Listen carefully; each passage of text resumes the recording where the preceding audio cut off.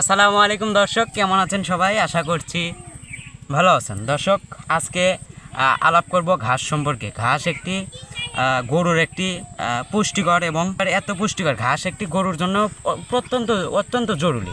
যেমন আমাদের জন্য যেমন ভাত জরুরি, ঠিক ঘাসও সেই রকম জরুরি। খড়ের থেকে কিন্তু ঘাসেতে কিন্তু পুষ্টি বেশি থাকে। আপনি যতই খড় খাওয়ান, ঘাস খেয়ে যে পরিমাণ পুষ্টি পাওয়া যাবে, কথায় আছে না, গাভীর মুখে দিলে ঘাস দুধ পাবেন 12 মাস। ঠিক সেই রকমই একটা কথা যে ঘাস আমাদের যারা গরু পালন করব তাদের জন্য কিন্তু অত্যন্ত জরুরি। কারণ ঘাস আমাদের যেমন ভাত জরুরি আমাদের শরীরের জন্য, ঠিক ঘাসও গরুর জন্য একটি পুষ্টিকর খাদ্য।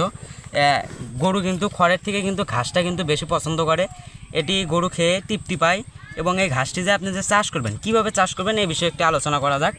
আর আপনি প্রথমে নির্ধারণ করবেন আপনার জাত, কোন জাতটা আপনি চাষ করতে চান। যেমন যারা আছে, 1+ আছে, আবার দেশি ঘাস আছে, লাল ঘাস আছে, অনেক রকম ঘাস আছে।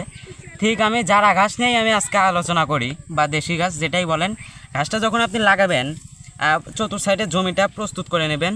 তার পরবর্তী সময়ে জমিতে হাল দিয়ে যখন প্রস্তুত করা হবে, জমিতে একদম সার ওষুধ দিয়ে জমিতে প্রস্তুত হবে, তখন আপনার ওই জমিতে বেড আকারে করতে হবে। আর যদি চারা ঘাস লাগান তাহলে কিন্তু আপনাকে আলুর যেরকম তুলি আমরা বেড, ঠিক আলুর মতো ওইরকমভাবে বেড করে যেতে হবে। এক সিরিয়াল যত বড় জমি হোক, ওই সিরিয়ালে আপনার একটু ফাঁকা পর লাগাতে হবে চারা গাছ। তাহলে কিন্তু মাশাআল্লাহ অনেক ফলন আসবে এবং ছোপও হবে।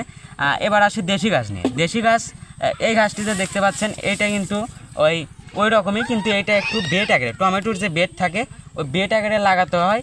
এবং লাগানোর পর দুই সাইডে অথবা তিনটা মাঝখানে একটা লাইন দিয়ে সিরিয়াল অনুযায়ী লাগানো হয়, তাহলে কিন্তু এটাতে অনেক ফলন আসে। তো আজকে আমরা জানলাম ঘাস সম্পর্কে গরুর।